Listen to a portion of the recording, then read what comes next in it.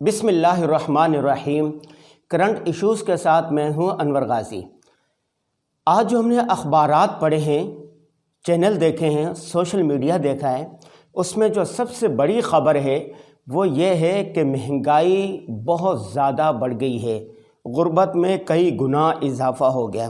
خبر کے مطابق فی کلو آٹے کی قیمت میں 20 روپے کا اضافہ ہو گیا ہے۔ اسی طرح وزیر اعظم کی طرف سے یہ خبر آئی ہے کہ انہوں نے بڑا ریلیف پیکیج دینے کا اعلان کیا ہے۔ اس کے تحت، اس ریلیف پیکیج کے تحت پٹرول، ڈیزل، مٹی کا تیل اور وغیرہ پیٹرولی مصنوعات کی قیمتوں میں 10 سے 12 روپے کمی ہو گئی ہے۔ ہوتا یہ ہے کہ دیکھیں، گزشتہ 2 سال سے مہنگائی دن بدن بڑھ رہی ہے، ڈالر اوپر جا رہا ہے اور روپے کی قدر میں کمی ہوتی جا رہی ہے۔ یہ 2022 اختتام پذیر ہو رہا ہے۔ 2022 کے جب آغاز ہوا تھا، اس وقت کے اعداد و شمار نکالیں، اس کی قیمتیں نکالیں کہ اس وقت 40% اضافہ ہو چکا ہے قیمتوں میں۔ دودھ 100 روپے تھا، اب دیکھو کتنا ہو گیا ہے، 170 روپے سے اوپر۔ تیل دیکھو 600 روپے ہو گیا۔ ٹماٹر کی قیمتوں میں دیکھ لو 200-250 روپے تک ہو گئے۔ سبزیاں جتنی ہیں وہ دگنی بڑھ چکی ہیں۔ اسی طرح دالوں کی قیمتوں میں اضافہ ہوا ہے۔ اشیاء خورد و نوش جتنی چیزیں ہیں، اشیاء خورد و نوش کی جتنی بھی چیزیں ہیں، سب میں اضافہ ہوا ہے، سب چیزوں میں اضافہ ہوا ہے۔ کپڑے بڑھ گئے ہیں، جوتوں کی قیمتوں میں اضافہ ہوا، آٹے کی قیمت دن بدن بڑھتی جا رہی ہے۔ آٹے کی قیمت میں پہلے 20 روپے اضافہ ہوا، پھر 12 روپے اضافہ ہوا، پھر 10 روپے اضافہ ہوا۔ دیکھیں، غریب کے لیے 2 چیزوں کا ہونا ضروری ہے، اور آپ جانتے ہیں کہ 23 کروڑ عوام میں سے 8.5 کروڑ پاکستانی وہ ہیں جو خط غربت سے نیچے زندگی گزار رہے ہیں۔ 2 کروڑ وہ ہوں گے جو ایلیٹ کلاس سے تعلق رکھتے ہیں، باقی متوسط طبقہ ہے، اور جو غریب ہے اس کی پہنچ میں 2 چیزوں کا ہونا ضروری ہے۔ ایک یہ ہے کہ اشیاء خورد و نوش ان کی پہنچ میں ہو، وہ خرید سکتے ہوں۔ دوسرے یہ کہ اس کی قیمتیں کنٹرول میں ہوں۔ اب غریب آدمی بڑی مشکل سے پورا دن لگا کے 400-500 روپے کماتا ہے، 500 روپے کماتا ہے تو ماہانہ 15,000-20,000 روپے اس کا بنتا ہے۔ 15-20 ہزار میں اگر وہ میاں بیوی ہیں اور اس کے 4 بچے ہیں، اوسطاً 4 بچے لگا لیں، 6 افراد ہو گئے، تو 6 افراد کے لیے مکان کے کرایہ بھی دینا ہے، بجلی کا بل بھی دینا ہے، گیس کا بل بھی دینا ہے، یوٹیلیٹی تمام بل دینے ہیں، صحت کے مسائل ہے، دوائی خریدنی ہے، بچوں کے تعلیمی اخراجات کرنے ہیں، بچوں کے سردی آ گئی تو انہوں نے گرم لحاف لینے ہیں، کپڑے لینے ہیں، جوتے لینے ہیں، شادی بیاہ آ جاتی ہے۔ آپ مجھے بتائیں کہ دنیا کا ماہر معیشت افراد ہیں، ماہر معیشت کی کوئی جماعت ہے، وہ سارے مل کر 15 سے 20 ہزار میں کیا 6 افراد کا بجٹ بنا کے دکھا دیں گے؟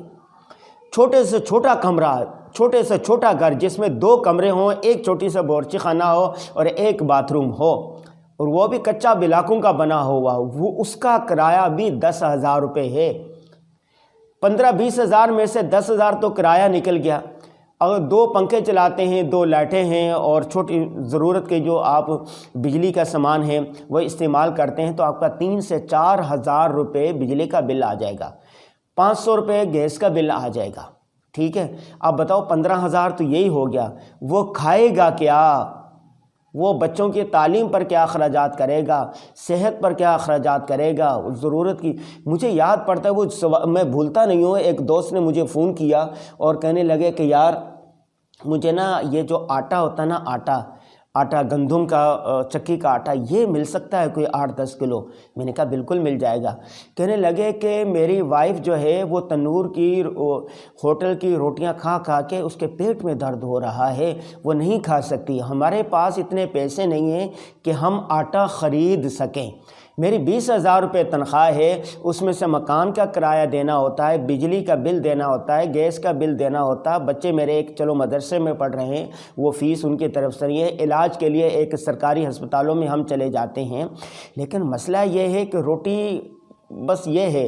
تو ہم نے ان کو آٹا دیا اور کہنے کہ تقریباً 40 دن کے بعد انہوں نے گھر کی روٹی کھانا انہیں نصیب ہوا، گھر کی روٹی انہوں نے کھائی۔ آپ اندازہ کرائیں کہ یہ ایک فرد نہیں ہے، ایک خاندان نہیں ہے، 2 نہیں ہے، 3 نہیں ہے، یہ ہزاروں افراد نہیں ہے، لاکھوں نہیں ہے، 8 کروڑ افراد ایسے ہیں جو خط غربت سے نیچے زندگی گزار رہے ہیں۔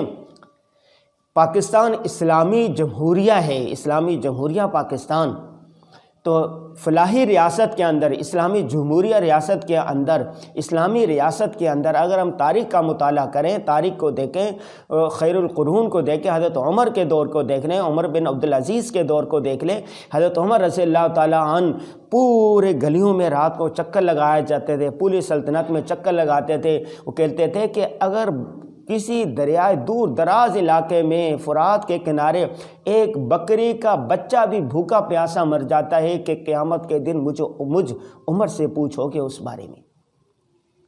حضرت عمر بن عبدالعزیز رحمہ اللہ انصاف کر کے پوری سلطنت میں اپنے انصاف کرنے کے بعد، غربت ختم کرنے کے بعد، غربت اتنی ختم ہوئی تو کوئی زکوٰۃ لینے والا نہیں ملتا، تب بھی خوف خدا سے ایسے روتے تھے کہ اگر کہتے تھے کہ مجھے اب بھی ڈر لگتا ہے کہ اتنا بڑا سلطنت کا بوجھ لے کر میں نے اپنے اوپر ایک بہت زیادہ ایک وزن کر لیا ہے، قیامت کے دن میں کیسے جواب دوں گا۔ ہمارے حکمرانوں کو چاہیے، ہمارے حکمران جو ہے یہ نام لیوا ہیں حضرت عمر رضی اللہ تعالیٰ عنہ کا، یہ نام لیوا ہے عمر بن عبدالعزیز کا۔ ان کو چاہیے کہ قیامت کے دن آپ لوگوں سے پوچھا جائے گا اس بارے میں کہ جو کتنے لوگ ہیں جو سردی سے کپ کپا رہے ہیں، ان کے پاس گرم لحاف نہیں ہے، کتنے لاکھوں لوگ ہیں جن کے پاس کھانے کو روٹی نہیں ہے، کتنے لوگ ہیں ہسپتالوں میں چلے جائیں۔ میرا ایک ہسپتال میں جانا ہوا ایک دوست کی عیادت کے لیے، آپ جانے کہ ایسے ہزاروں کی تعداد میں غریب بیٹھے ہوئے ہیں، پرچیاں لے کے بیٹھے ہیں، وہ کہہ رہے ہیں کہ ہمیں بس ایک ہی مزہ کہ یہ جو پرچی ہے ہمیں میڈیکل سے دوائی لے دیں، کہہ رہے ہیں کہ ہمیں ایک وقت کی روٹی لے دیں۔ 8 لاکھ سے زیادہ لوگ ایسے ہیں، ہمارے حکمران ہیں، ان کو فکر ہی نہیں ہے۔ ایک دوسری سیاسی جماعتیں آپس میں گتھم گتھا ہے، ایک سیاسی جماعت دوسرے کو گرانے کے لیے ساری کوششیں خرچ کر رہی ہیں، ایک ایک جلسے پر کروڑوں روپے خرچ ہو رہے ہیں، پیسہ سیاست کے نام پر اربوں روپے پانی کی طرح بہایا جا رہا ہے۔ ایک یہ جو سیاست کی گتھیاں ہیں یہ ایسی الجھائی گئی ہیں کہ سلجھنے والی نہیں ہیں۔ ایک ایک ممبر کو خریدنے کے لیے 15 کروڑ روپے کی بولیاں لگ رہی ہیں۔ سینٹ کا اجلاس ہوا، سینٹ کا جب وہ ہوا تھا، انتخاب ہو رہا تھا تو اس وقت کس طرح ایک ایک سینیٹر کو خریدے گیا۔ اس کے بعد دیکھیں ابھی سندھ ہاؤس کے اندر کیا ہوا سب کو پتہ ہے۔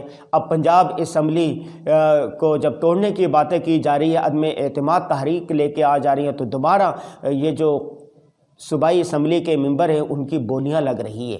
انسانوں کی بولیاں ایسے لگ رہی ہیں جیسے کسی وقت غلاموں کی بولیاں لگا کرتی تھی، اور عوام کے جو مسائل ہیں وہ جوں کے توں ہیں۔ کراچی سے لے کر خیبر تک چلے جائیں، آپ گوادر تک چلے جائیں، روڈ ٹوٹے ہوئے، گٹر لائنیں ابھر رہی ہیں، روڈ خستہ حال ہے، روڈ موت کی شاہراہیں بن چکے، ہسپتالوں میں چلے جائیں کس طرح غربت ہے، لوگوں کو کھانے کے لیے نہیں ہے، پینے کے لیے صاف پانی نہیں ہے، گیس کی قلت ہو گئی ہے، بجلی کی قلت ہے۔ یہ ان عوامی مسائل کو کیوں حل نہیں کرتے؟ الا کلکم راع وکلکم مسئول عن رعیتہ، حدیث پاک میں آتا ہے کہ تم میں سے ہر ایک نگہبان ہے اور قیامت کے دن اپنے ماتحت کے بارے میں سوال کیا جائے گا۔ کیا آپ لوگوں نے اپنی ذمہ داریاں ادا کر رہی ہے؟ اوپر سے لے کے نیچے تک ہر سطح پر سوچنے کی ضرورت ہے کہ حکمرانوں نے اپنی ذمہ داریاں ادا کر لی، وزیر اعظم نے، صدر نے اپنی ذمہ داری ادا کر لی، وزیر اعلیٰ نے، گورنر نے اپنی ذمہ داریاں ادا کر لی، محلے کے جو سربراہ ہیں انہوں نے ذمہ داری ادا کر لی، گھر کا جو بڑا ہے اس نے اپنی ذمہ داری ادا کر لی، کمپنی کے مالکان نے، فیکٹری مالکان نے اپنے ملازمین کے حقوق ادا کر دیے۔ ہر ایک کو اپنی ذمہ داری کے لیے تیار رہنا چاہیے، اور حکومت کو چاہیے کہ اشیاء خرد و نوش کی قیمتوں پر کنٹرول کرے۔ آپ کم نہیں کر سکتے تو کم از کم مزید نہ بڑھائے، دکھوں میں، غریبوں کے دکھوں میں اضافہ نہ کرے۔ آپ کو چاہیے، دیکھو پہلا آپ کا حکمرانوں کا کام کیا ہوتا ہے؟ اپنے عوام کی خدمت کرنا۔ ترقی یافتہ ممالک میں آپ لوگ جاتے ہیں، ترکی جاتے ہیں، سنگاپور جاتے ہیں، www.dasquran.com